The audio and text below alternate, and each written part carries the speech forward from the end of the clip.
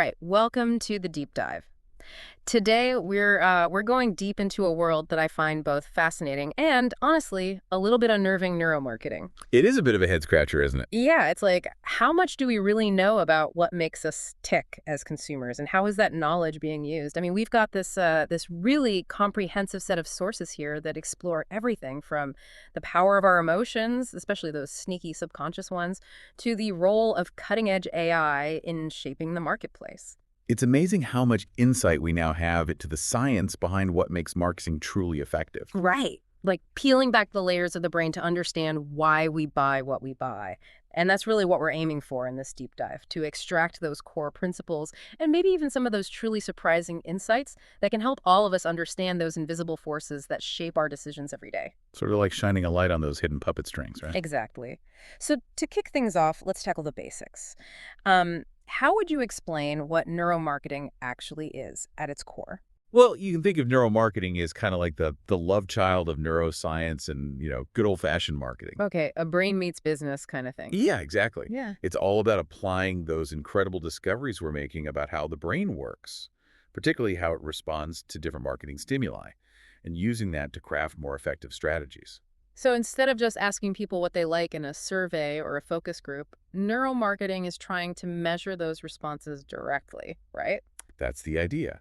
And the tools they use are pretty wild. We're talking about things like EEG, which measures the electrical activity in the brain, and fMRI, which tracks changes in blood flow to show which areas are most active. Like literally peeking inside the brain to see what lights up when someone sees an ad. That's incredible. It is pretty sci-fi, right? But it gets even more interesting. They also use eye tracking to see exactly where people focus their gaze and even measure subtle physiological responses, like changes in skin conductance and heart rate, which can give clues about underlying emotions. So it's like they're building this multifaceted picture of how we respond to marketing, not just what we say, but what our brains and bodies are actually doing. Exactly. And all of this data helps to achieve the ultimate goal of neuromarketing, which is to, well, predict what we'll buy. I guess that makes sense from a marketing perspective. If you can figure out what truly drives consumer behavior, you're going to be much more successful. But it does make you wonder about the ethics of it all. Oh, absolutely. That's a other discussion we could have. But sticking with the how for now, one of the things that makes neuromarketing so valuable is that it helps to overcome some of the limitations of those more traditional market research methods, like surveys and focus groups. Right, where people might not always be totally honest or even aware of their true motivations. Precisely. I mean, how many times have you filled out a survey and thought, well, I think this is what I would do, but who knows? All the time. Or in a focus group, you might say what you think you should say or what you think the researchers want to hear rather than what you truly feel. Exactly. Yeah. So, neuromarketing attempts to tap into those non-conscious preferences and motivations that we might not even be aware of ourselves, but that often hold the real key to our behavior. That's fascinating and a little unsettling to think about. Like, how much of our decision-making is happening beneath the surface without us even realizing it? A lot more than we might think. Which brings us to the very powerful role of emotions in our buying decisions. Okay, yeah, I think we all know that we buy things based on emotions sometimes, but just how big of a factor is it? Huge. I mean, we like to think we're rational creatures, weighing the pros and cons logically, but the truth is, our emotions often played a much larger role than we'd care to admit. So, like, that impulse purchase we make because it just makes us feel good in the moment, even if we know we probably shouldn't be spending the money. That's a classic example. And what's even more remarkable is how quickly our brains process emotions. It happens much faster than our more deliberate logical reasoning. So by the time we've consciously thought about whether we should buy something, our emotions have already made the decision for us in many cases. Wow, so it's like our emotional brain has a head start in the race to make the purchase. You can say that. And this is why marketing that speaks directly to our emotions, particularly those positive emotions like joy, surprise, or nostalgia, can be so incredibly effective. Right, like those ads that make you laugh or that bring back happy memories or that just make you feel good about yourself. Exactly. Those are the ones that tend to forge much deeper and more lasting connections with us, leading to brand loyalty and repeat purchases. So if a brand can make you feel something, they've already won half the battle. I would say so. And speaking of things we're not always aware of, we have to talk about the subconscious. Just how much influence does that hidden layer have on our buying decisions? It's a powerhouse, Right. seriously. Some research suggests that a whopping 95% of our purchasing decisions originate at a subconscious level. 95%. Wow. So basically, most of our buying decisions are made before we even realize what's happening. Pretty much. These emotional and physiological reactions happen beneath the surface of our conscious awareness, and they can heavily steer our behavior without us necessarily understanding the why behind our choices. That's mind-blowing and a little scary. Like, we think we're in control, but really our subconscious is calling the shots. In a lot of ways, yes, which is why understanding these subconscious drivers is so vital for effective marketing. So if I'm bombarded with ads for a certain product, even if I don't consciously think I need it, my subconscious might be picking up on those messages and influencing me to buy it. Exactly. It's all about tapping into those underlying desires and motivations that we might not even be fully aware of ourselves. Okay, so we've established that our brains are very complex and that a lot of what drives our buying decisions is happening beneath the surface. But what's actually going on in our brains when we're exposed to a marketing message? It can't just be one little light bulb turning on. Not at all. It's more like an entire orchestra playing a symphony, with different brain regions activating and interacting in a complex dance. So like a whole neural party going on in there. You could say that. Oh. And luckily, we have some amazing tools that allow us to peek into this intricate process. Techniques like fMRI and EEG, which we talked about earlier, reveal which brain regions are most active during exposure to marketing stimuli. Right. fMRI showing those blood flow changes and EEG tracking those rapid electrical signals. But are there specific areas of the brain that seem to be the main players in this neural orchestra? Absolutely. Several key areas take center stage when we're considering a purchase. One is the prefrontal cortex, which is like the CEO of our brain. It's responsible for planning, decision-making, attention, and even moderating our social behavior. So when we're shopping, our prefrontal cortex is doing the heavy lifting, trying to decide if something is worth the money. Exactly. It's evaluating the potential consequences of our purchase and assessing whether the perceived value justifies the cost. Another crucial player is the amygdala, which is all about emotions, particularly those related to fear and threat, but also positive emotions like reward and pleasure. Okay, so the amygdala is weighing in on whether we'll feel good or bad about buying something. You got it. It also helps us draw on past experiences to inform our current decisions. So if we've had a negative experience with a particular brand before, our amygdala might send up a red flag. Interesting. So even if a product looks great on paper, our past experiences can still influence our feelings about it. Definitely. And then we have the nucleus accumbens, which is often referred to as the brain's pleasure center. This area lights up when we experience something pleasurable, and it plays a key role in driving our reward-seeking behavior. Ah, so that's what's behind those impulse buys we talked about earlier. When the pleasure center wins out over the rational CEO. Exactly. And it's not just those three areas. The limbic system, which includes both the amygdala and the hippocampus, is also crucial for processing emotions and memories, which have a huge impact on our preferences and how we perceive different brands. Okay, so our memories and emotions are all tangled up in how we evaluate products and brands. Absolutely. And the hippocampus in particular is key for forming and retrieving those memories related to specific products and brands.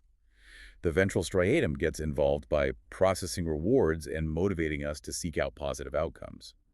And when we're faced with a tough choice between two tempting options, the anterior cingulate cortex helps us resolve that conflict and make a decision. Wow, it's like a whole team of brain regions working together to guide our shopping choices. It is. And of course, we can't forget about our visual cortex, which is constantly processing all that sensory information about products, shaping our initial preferences based on what we see. Right, because we're often drawn to things that look appealing, even before we've considered any of the practical details. Absolutely. So understanding how all these different brain areas activate and interact in response to marketing stimuli is essential for companies that want to design more effective campaigns and optimize their products and messaging. Okay, so we've got a good grasp on the science behind it all. Now let's delve into some of the specific tactics that marketers are using based on this understanding of our brains. Your sources detail some pretty advanced persuasion techniques and tools. Where do we even begin? Well, I think a good place to start is with those mental shortcuts. Our brains rely on cognitive biases. Cognitive biases, those tricky little things that make us act irrationally sometimes. Exactly. They're essentially systematic patterns of deviation from rational judgment. Mm-hmm. Our brains use them to simplify information processing, but marketers have become very adept at leveraging them to influence our behavior. They can evoke specific feelings and associations, and they're often used strategically in branding and marketing. So, like the calming blue of a spa or the energetic red of a fast food restaurant? Precisely. Blue is often associated with trust and reliability. While red can signal excitement or urgency, green can evoke feelings of nature and tranquility, while yellow can be attention-grabbing and optimistic. Wow, so choosing the right colors for your brand can be a really big deal. It is. And it's not just about the colors themselves, it's also about how they're used in combination and the overall aesthetic they create. And what about sounds? We talked about music in stores, but how else is sound used in marketing? Sound is incredibly powerful for building brand recognition and creating emotional connections. Think about those iconic jingles or sound logos that you instantly associate with certain brands. Like the Intel chime or the McDonald's I'm loving it jingle. Exactly. Those sounds become ingrained in our memories and trigger those associations immediately.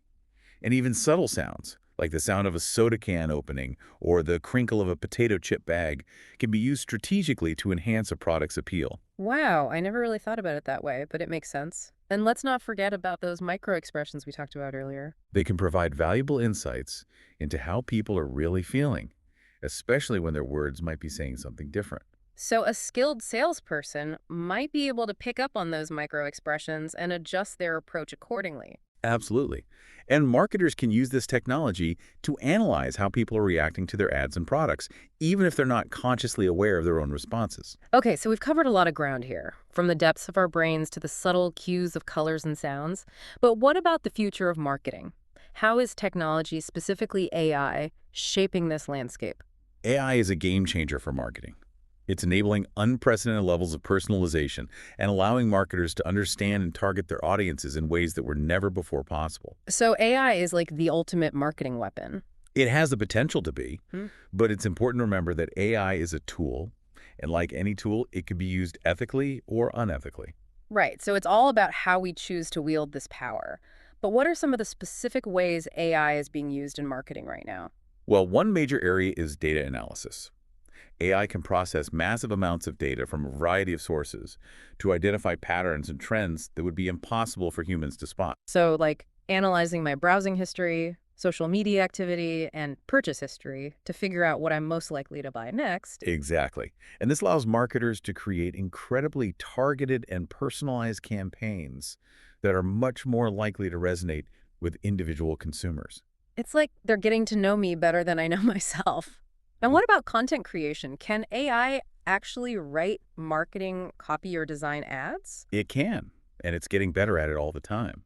AI-powered tools can generate product descriptions, write social media posts, and even create video scripts, often tailored to specific audience demographics and interests. So AI is becoming a creative force in marketing. That's pretty wild. It is. And it's not just about creating content. AI is also being used to optimize marketing campaigns in real time, making adjustments based on how people are responding to different messages and offers. So AI is like a constantly learning and evolving marketing machine. You could say that, and it's Yeah. only going to get more sophisticated in the years to come. That's both exciting and a little scary. Your sources highlight some really interesting examples of companies that are already using AI to maximize their marketing efforts. Amazon, for instance, seems to be a leader in this space. Oh, absolutely. Amazon is using AI for everything from personalized product recommendations to dynamic pricing and targeted advertising.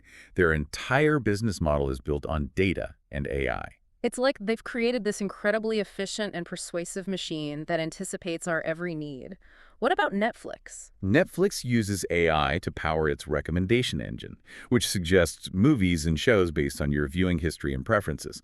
They're also using AI to personalize the artwork you see for each title, choosing the images that are most likely to grab your attention. I've definitely noticed that. Sometimes the artwork for a show changes depending on what I've been watching lately. It's like they're reading my mind. What about Spotify? Spotify uses AI to create personalized playlists and recommend new music based on your listening history. They're also using AI to analyze global music trends and predict which songs will be popular in different regions. So they're using AI to tap into the collective musical consciousness of the world. That's pretty impressive. And how about Coca-Cola? They're a classic marketing powerhouse. How are they using AI? Coca-Cola is using AI to analyze data from their advertising campaigns and optimize their ad placements on social media. They're also exploring the use of AI to predict when consumers are most likely to crave a soda, so they can deliver targeted ads at just the right moment. It's like they're trying to anticipate our thirst before we even feel it. What about Hyundai? Hyundai has been using AI to analyze emotional responses to their car designs, gathering feedback to help them create more appealing vehicles. So AI is helping them design cars that will find both aesthetically pleasing and emotionally satisfying. That's the goal. And eBay has used AI to study how users respond to different website layouts, helping them optimize their site for better engagement and sales. It's like they're A/B testing on a neurological level. Precisely. And TikTok, the social media platform that's taken the world by storm, is a particularly interesting case study.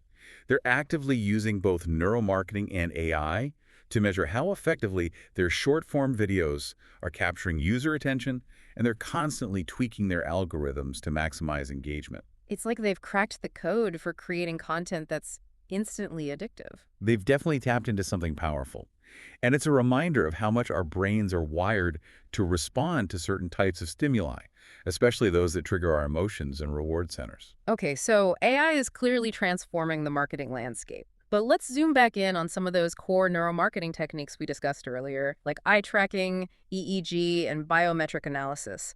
How is AI specifically enhancing these tools? AI is taking these tools to a whole new level. With eye tracking, AI is going beyond simply identifying what people are looking at. It can now analyze gaze patterns to infer a user's level of interest, predict where their attention will shift next, and even anticipate their likely purchasing decisions. So AI is turning eye tracking into a predictive tool, not just a descriptive one. Exactly.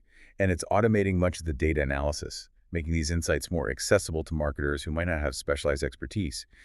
AI is also enabling the integration of eye tracking data with other sources of information, like EEG, facial expressions, and biometric data, to create a much richer and more comprehensive understanding of consumer behavior. Wow, so they're building this multi-dimensional picture of how we respond to marketing, combining data from our brains, our bodies, and our behavior. Precisely. And it's all thanks to AI. And with EEG, AI is helping to make sense of the massive amounts of complex data generated by brain activity, allowing marketers to track emotional responses, measure cognitive engagement, and even predict preferences with incredible accuracy. So AI is essentially turning brainwaves into actionable marketing insights. You could say that. And with biometric analysis, AI is enabling faster and more accurate interpretation of physiological responses, like heart rate, skin conductance, and facial expressions. So AI is helping to decode the language of our bodies, revealing our true feelings and reactions. That's it, and it's all happening in real time, allowing marketers to adjust their strategies on the fly based on how people are responding. It's like they have a direct line to our subconscious. This is all incredibly fascinating and honestly, a little bit unnerving. But let's end on a positive note. Your sources also highlight some really compelling case studies of brands that have used neuromarketing effectively to achieve significant results. What are some of the standouts? One classic example is Coca-Cola. They've been using neuromarketing for years, and they've even established their own internal neuromarketing lab. So they're really committed to understanding the neuroscience of consumer behavior. They are. And it's paid off. They've used fMRI and eye tracking to study consumer preferences, particularly in comparisons between Coca-Cola and Pepsi. That's a rivalry that's been going on for decades. What did they learn? Well, interestingly, while both drinks trigger activity in the brain's reward centers, Coca-Cola seems to evoke a stronger emotional response, likely due to its powerful brand associations and nostalgic imagery. So it's not just about the taste, it's about the feelings and memories that the brand evokes. Exactly. And they've also used these tools to evaluate the effectiveness of their advertising campaigns and optimize their product placement in stores. Makes sense. Another example that comes to mind is Frito-Lay. I recall reading something about their research related to Cheetos. Yes, Frito-Lay used neuromarketing to study how people respond to both their advertising and their packaging. One interesting finding was that people actually get a subconscious pleasure from the messiness of eating Cheetos. So the orange dust on your fingers is actually a positive thing. Apparently so. And they also found that people respond more favorably to matte packaging with images of potatoes than to glossy packaging with pictures of the chips themselves. Interesting. So sometimes the most effective marketing is counterintuitive. Absolutely. So like playing on our inherent tendencies to make quick judgments without thinking things through fully. Precisely. One classic example is the mere exposure effect. We tend to develop a preference for things simply because we're familiar with them. Like that song you hear on the radio over and over, and suddenly you find yourself humming along. That's it. It's why consistent brand visibility and repeated advertising can be so effective. Even if we don't consciously pay attention to the message every time, our brains are still registering it and building familiarity. Interesting. So it's not always about making a conscious impact, but more about subliminally building that recognition and association. Exactly. Another common bias is the anchoring bias. We tend to over-rely on the first piece of information we receive when making decisions. Oh, like when you see a product that's originally priced really high and then it's marked down significantly. Yes. Marketers use this all the time.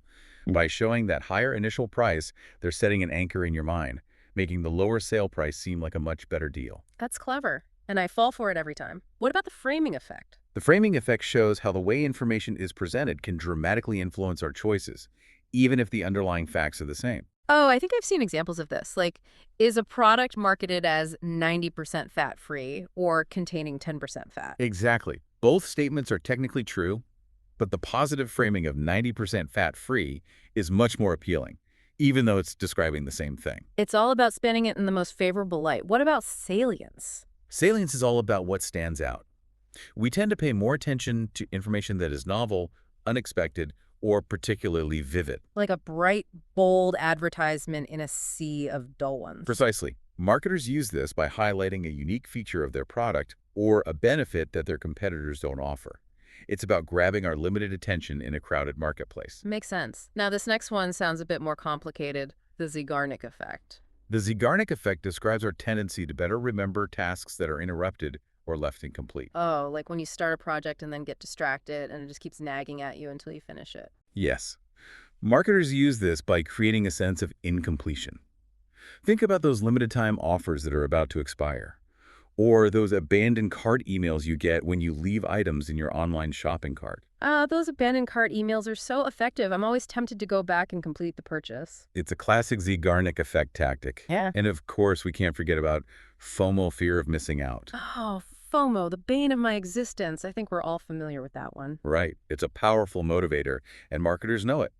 Tactics like limited time offers, low stock indicators, and those sale ends soon countdowns all play on our anxiety of missing out. It's like they're creating this artificial sense of urgency to push us to make a decision. What about the bandwagon effect? Is that just the power of social proof? It is. The bandwagon effect or herd behavior is our tendency to do what everyone else is doing. So if a product is marketed as a bestseller, or if I see a bunch of positive reviews, I'm more likely to buy it. Exactly. Marketers showcase things like customer testimonials, social media shares, and most popular lists to tap into our desire to fit in and make choices that feel validated by others. It's like social pressure, but in a marketing context. And how about the reciprocity bias? The reciprocity bias is our innate tendency to want to return a favor. If someone does something nice for us, we feel obligated to do something nice in return. Like when a store gives you a free sample and you feel compelled to buy something. That's a perfect example.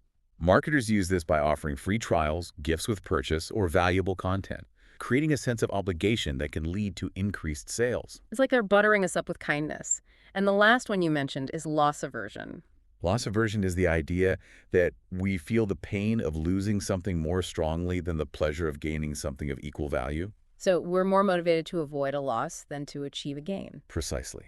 And marketers exploit this by emphasizing what we stand to lose by not taking action, such as missing out on a discount or a limited time offer. Wow, all of these are incredibly insightful, and honestly, when you lay them out like this, they do feel a little manipulative. I know, right? But it's important to be aware of these tactics so we can be more savvy consumers. Absolutely. Now let's shift gears a bit and talk about some of the specific persuasion techniques that have emerged directly from neuroscience.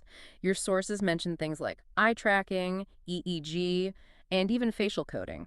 These are the tools that allow marketers to get a real-time glimpse into how our brains and bodies are responding to marketing stimuli. Eye tracking, as we mentioned, measures exactly where someone's gaze is directed and for how long. So they can see if I'm actually looking at the product in an ad or just the attractive model standing next to it. Exactly. This information is incredibly valuable for optimizing the design of everything from websites and ads to product packaging. They can see what's capturing our attention and make adjustments accordingly. That's fascinating. And what about EEG? EEG, or electroencephalography, measures the electrical activity in the brain, providing insights into cognitive engagement, emotional responses, and even how much mental effort we're using to process information. So they can see if an ad is making me feel happy, confused, or bored. Essentially, yes. It's a way to gauge our subconscious reactions to marketing messages. Ah. And then there's facial coding, which uses software to analyze our facial expressions, even those fleeting micro-expressions that last just a fraction of a second. Microexpressions, those tiny little twitches that reveal our true feelings, even if we're trying to hide them. That's it, and they can be incredibly revealing. Marketers can use this technology to see how people are really reacting to their ads or products, even if they're saying something different. Wow, it's like a window into our true emotional state. And your sources also mention biometric measures, like heart rate and skin conductance. These physiological responses can provide even more clues about our level of engagement and emotional arousal. If our heart rate increases or our palms start to sweat, it can indicate excitement, anticipation, or even anxiety. So it's like a lie detector test for marketing. In a way, yes. And then there are implicit association tests, or IATs, which are designed to tap into our subconscious attitudes and beliefs. How do those work? Essentially, they measure the speed at which we associate different concepts. For example, they might measure how quickly we pair a brand name with positive or negative words. Oh, so if I subconsciously associate a brand with positive words, it suggests I have a more favorable view of them. Exactly. And finally, while it's not as practical for everyday marketing use, fMRI, or functional magnetic resonance imaging, can provide very precise information about which specific brain regions are activated during exposure to marketing stimuli. So fMRI is like the gold standard for understanding brain activity, but it's not something you'd use to test the effectiveness of a billboard ad. Right. It's more for research purposes because it requires a controlled environment and specialized equipment. Okay, so we've covered a lot of ground here. We've talked about cognitive biases, neuroscience-based tools, and even those fleeting microexpressions.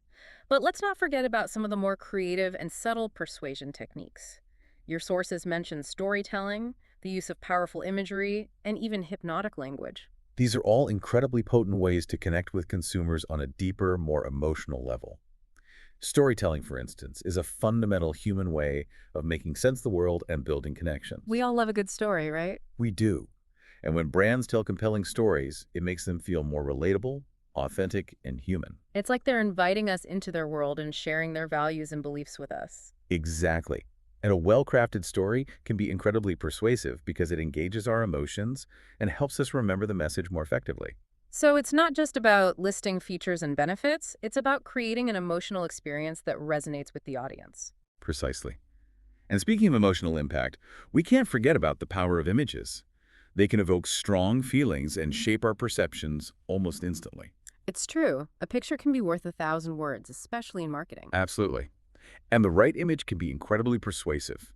It can capture our attention, convey a brand's personality, and make us feel something specific, all in a split second. So it's not just about using pretty pictures, it's about using images strategically to tell a story and create an emotional connection. Exactly. And then there's this fascinating concept of hypnotic language, which is all about using words carefully to influence thoughts and actions. Hypnotic language. That sounds a bit like mind control. It can feel that way, but it's really about using language strategically to create a specific effect.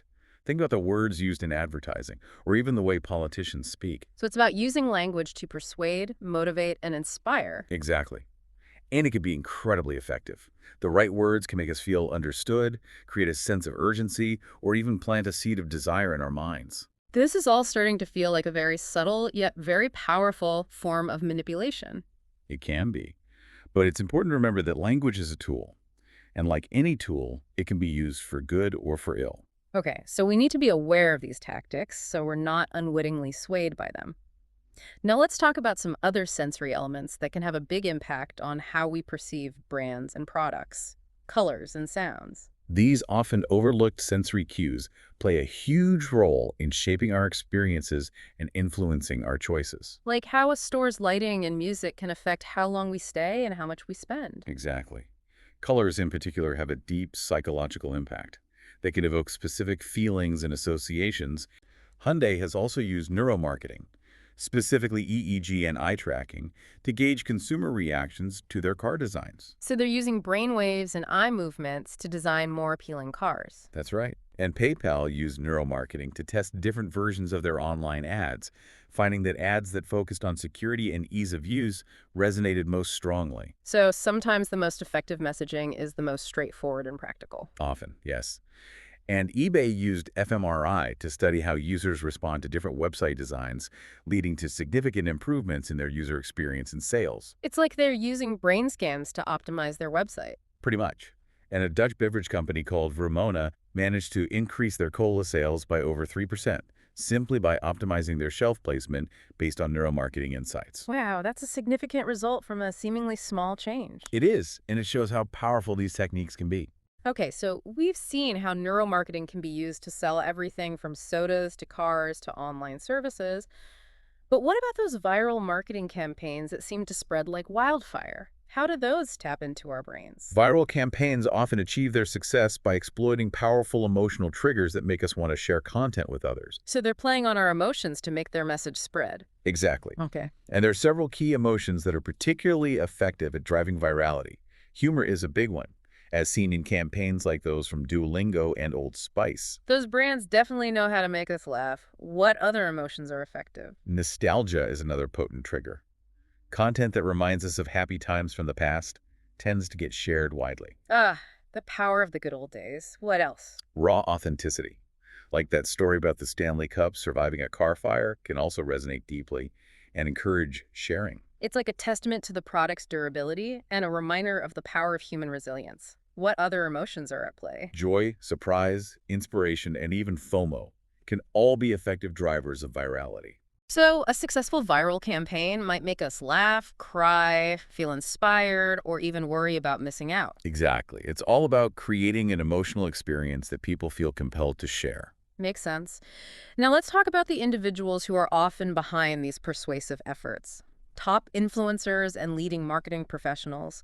What kind of techniques are they using? Well, top influencers often succeed by building genuine connections with their audiences. They share personal stories, create authentic content, and engage with their followers regularly. So it's not just about having a lot of